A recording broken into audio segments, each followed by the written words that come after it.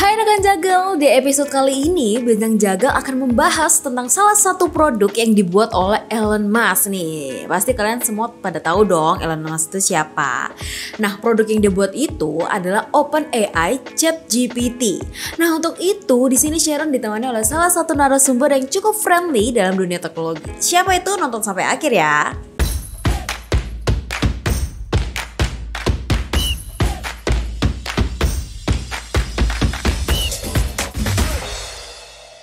Hai Kardi. Hai, halo. Nah jadi nih rekan Jagal, Kardi ini tuh salah satu anak informatika dan sekarang kerjanya juga di bidang informatika, benar ya? Iya, benar. Flat banget ya jawabannya. Nah karena anak informatika nih tentunya tuh pastinya dan harusnya nggak asing ya dengan teknologi yang bernama OpenAI. Dan saat ini tuh kayaknya tuh lagi happening banget ya, apalagi di dunia sosial media gitu loh, di dunia per-twitteran gitu. Nah kalau di dunia informatika, anak-anak informatika pada happening juga nggak sih dengan produk ini? Sebenarnya cukup happening juga ya, terutama karena ya OpenAI ini kurang lebih dari ChatGPT-nya itu dia bisa lumayan membantu kalau anak-anak yang istilahnya ngodingnya itu masih agak kesusahan. Jadi yang penting kalau dalam hal mengcoding ya, kalau di dunia informatika itu adalah logikanya itu yang paling penting, prioritas utamanya. Coding itu ya nanti bisa diatur lah kalau seperti itu. Nah, dengan chatbot GPT ini setidaknya itu bagian yang codingnya itu selama logikamu benar, dia bisa bantu banget sih. Oh oke. Tadi Kak Ardi tuh sempet singgung chatbot GPT. Berarti chat GPT ini tuh sebenarnya adalah chatbot gitu. Dan kalau OpenAI-nya sendiri tuh apa sih Kak? OpenAI itu adalah perusahaan yang menaungi chatbot GPT. Jadi OpenAI kan seperti yang kalian tahu dia punyanya oleh Elon Musk. Nah, Elon Musk ini juga mengembangkan produk namanya itu adalah chatbot GPT atau ChatGPT kalau orang-orang biasanya bilang. Jadi dia itu seperti kecerdasan buatan atau AI yang berbasis teks, dan dia itu membantu apapun yang manusia inginkan secara teks ya. Misalkan mau membuat puisi bisa menggunakan ChatGPT ini, atau mau mencari contoh-contoh lain atau mencari ringkasan apapun itu, selama dia berbasis teks itu bisa dibantu oleh ChatGPT. Oh oke. Berarti ChatGPT ini memang lebih fokusnya ke chatbot ya, dan OpenAI itu kayak perusahaannya gitu ya Kak ya? Ya benar. Oke. Dan kan dia tuh chatbot ya, modelnya tuh berarti kayak Google searching gitu nggak sih Kak? Beda. Kalau ChatGPT ini benar-benar membantunya itu langsung sesuai apa yang diperintahkan. Sedangkan kalau di Google kita misalkan masukkan beberapa input, dia itu hanya lebih ke menampilkan referensi yang kamu butuhkan untuk mencapai apa yang menjadi inputmu waktu itu. Bedanya di situ. Jadi kalau Google itu akan memberikan referensi yang berhubungan, sedangkan kalau chatbot itu dia akan langsung berusaha membuat apa yang waktu itu kamu inputkan. Berarti sistemnya itu lebih maju dari Google ya sebenarnya, atau itu dua hal yang berbeda ya? Tentu itu dua hal yang sangat berbeda, nggak bisa disamakan. Kalau misalkan dibilang pesaing, mungkin dari segi trendingnya itu bisa. Jadi kan kalau Google dengan ChatGPT ini sama-sama istilahnya orang bakalan sering pakai ke depannya. Cuman kalau persaingan secara kegunaan produk tentu beda, nggak bisa disamakan itu.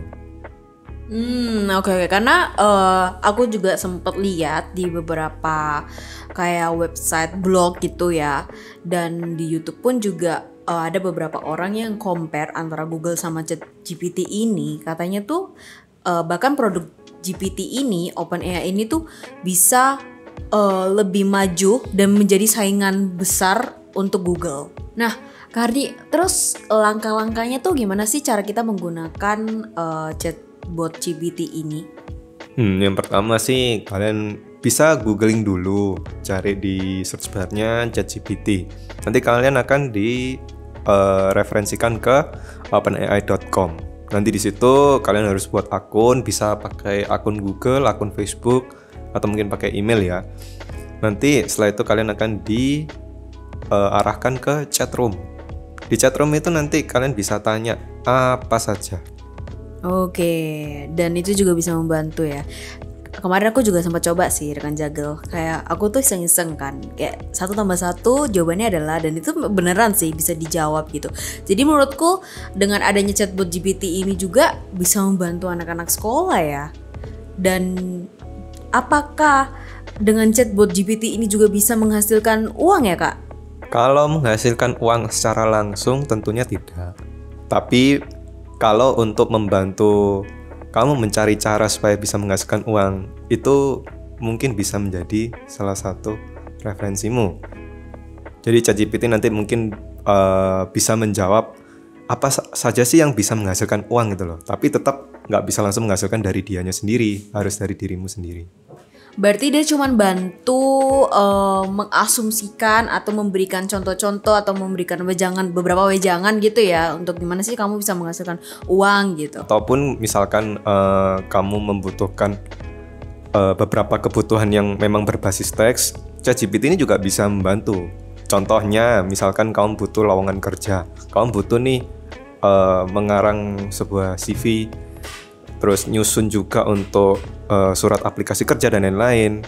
Dan mungkin kamu bingung bagaimana cara mengarangnya gitu ya, bagaimana kamu menyusunnya yang sistematis atau yang mungkin orang-orang bilang sekarang ATS friendly ya, yang bisa dibaca langsung sama HR. Nah itu kamu bisa pakai ChatGPT itu untuk bantu kamu membuat CV dan cover letter yang baik seperti itu. Oke. Nah, itu kan tadi kayaknya banyak banget ya plusnya. Menurut Kak Ardi sendiri nih, minus dari chatbot GPT ini tuh apa sih Kak? Kalau minus sudah pasti ada ya, karena ya OpenAI ya dan ChatGPT ini juga berbasis AI, dimana dia itu butuh belajar banyak gitu loh. Jadi pasti akan ada suatu saat ketika kalian tanya sesuatu, dia tuh tidak mengerti karena memang belum pernah ada input yang dimasukkan. Ya tentu saja itu kayak hal-hal seperti itu istilahnya akan menjadi data baru, tetapi dia belum sempat untuk memprosesnya. Nah di situ kalian tidak mungkin dapat jawabannya ya. Kalau di googling, istilahnya kalau di Google ya kalian mungkin akan dapat referensi-referensi, istilahnya ya sama kayak artikel-artikel lah atau link-link yang kalian belum pernah pakai gitu. Oke. Jadi berarti bisa disimpulkan bahwa sebenarnya ada min dan plusnya untuk menggunakan teknologi ini ya. Tapi kalau dari Kak Ardi sendiri nih, apakah cukup sering menggunakan teknologi ini atau jangan-jangan Kak Ardi jarang banget nih menggunakannya? Kalau dibilang cukup sering sih tidak ya. Cuman kembali lagi kita sebagai manusia jangan terlalu menggantungkan diri ke teknologi sih untuk beberapa hal seperti ini ya. Contoh misalkan pengerjaan soal matematika, kalau kita bilang memang kalau dari sisi AI tentu dia pasti lebih cepat dan lebih praktis kalau menjawab suatu soal. Tapi kita belum tentu tahu itu 100% benar atau tidak. Jadi ada beberapa hal yang memang nggak bisa dinilai itu 100% benar atau tidak, 100% akurat atau tidak.